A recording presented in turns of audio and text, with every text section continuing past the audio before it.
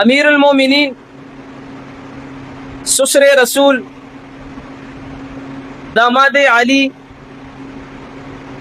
حضرت سیدنا عمر فاروق رضی اللہ تعالی عنہ کے فضائل و مناقب اور ان کی شہادت کے حوالے سے مختصر بات ہوگی۔ نبوت کے 6 سال اسی مقام پر کھڑے ہو کر رحمت للعالمین صلی اللہ علیہ وسلم نے بھی ایک دعا مانگی،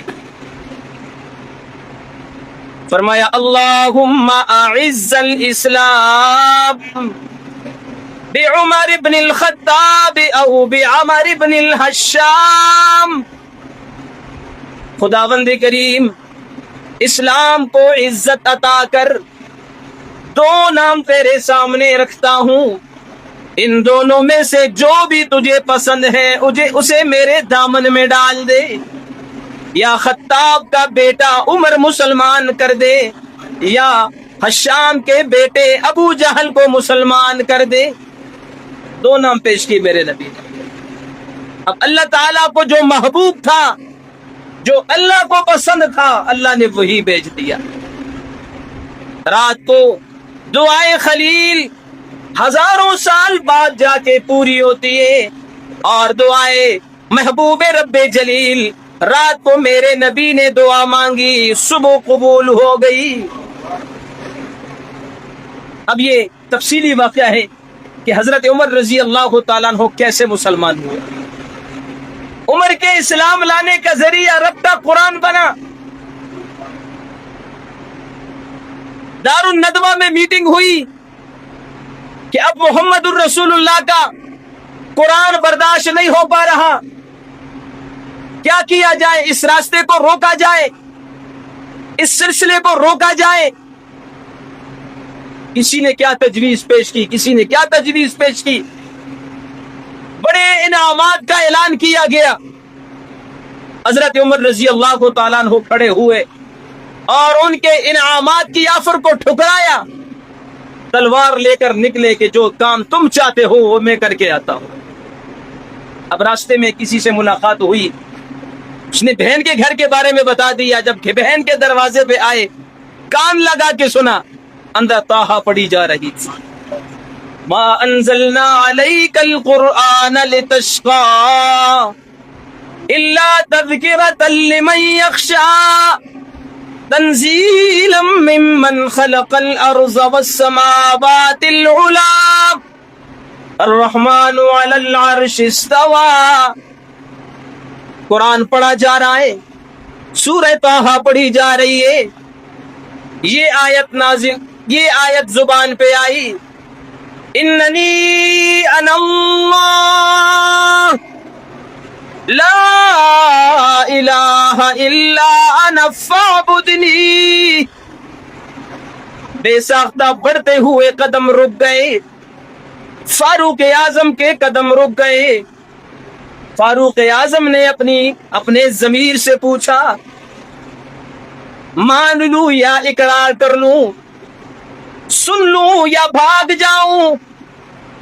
تقدیر نے کہا عمر انکار تو بہت ہو چکا ہے، آج اقرار کی رات ہے۔ آگے بڑھے، دروازے پہ نوک کیا، اندر گئے، بہن سے پوچھا کیا کر رہے ہو؟ جو مرضی کر رہے تھے۔ کہا مجھے پتا چل گیا جو تم کر رہے تھے، جو پڑھ رہے تھے۔ فرمایا جب پتا چل گیا تو پوچھنے کی ضرورت ہی کیا ہے؟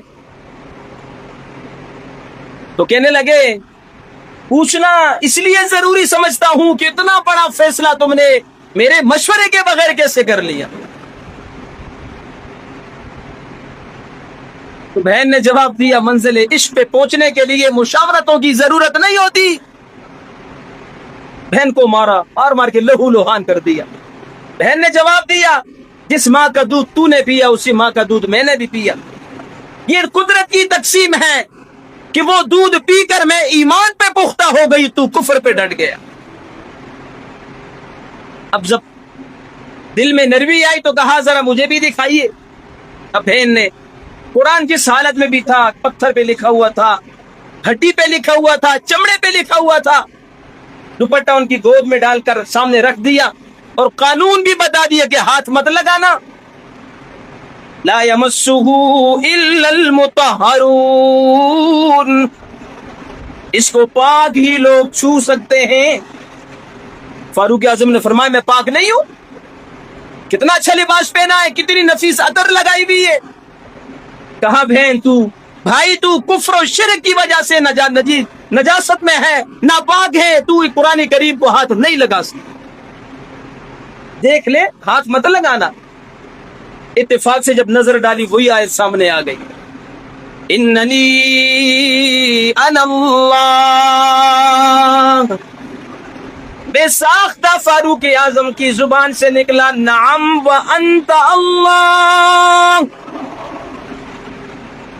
اشہد ان لا الہ الا اللہ واشہد ان۔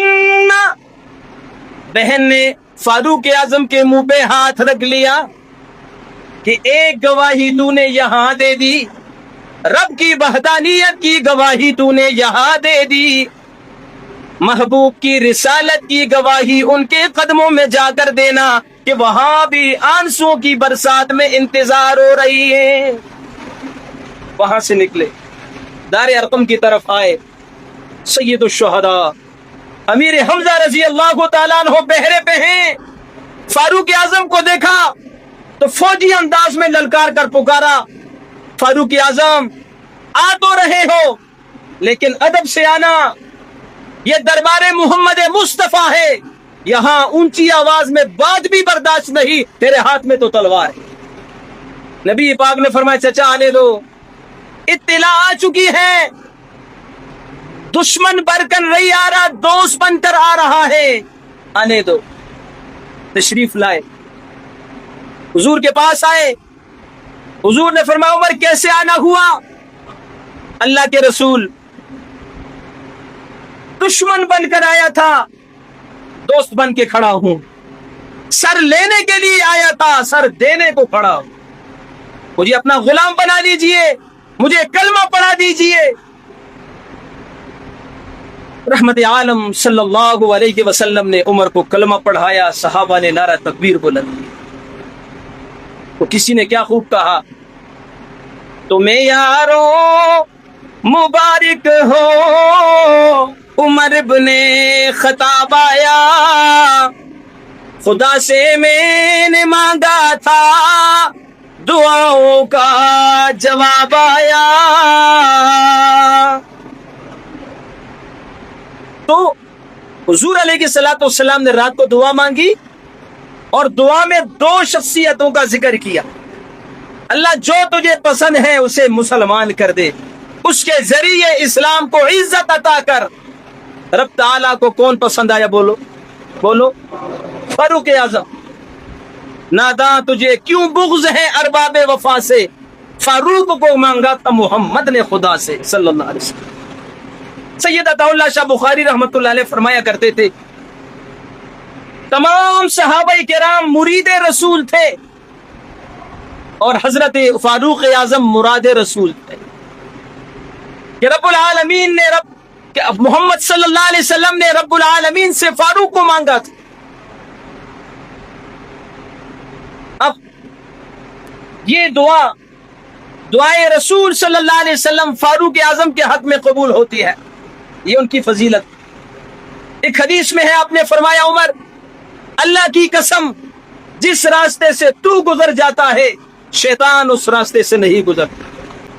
ایک حدیث میں آپ نے فرمایا بے شک اللہ تعالیٰ نے عمر کی زبان اور دل پہ حق کو رکھ دیا ہے کہ عمر کی زبان سے ہمیشہ حق ہی نکلتا۔ چینل صدائے ظہور کو سبسکرائب اور ویڈیو کو شیئر کریں۔ جزاکم اللہ۔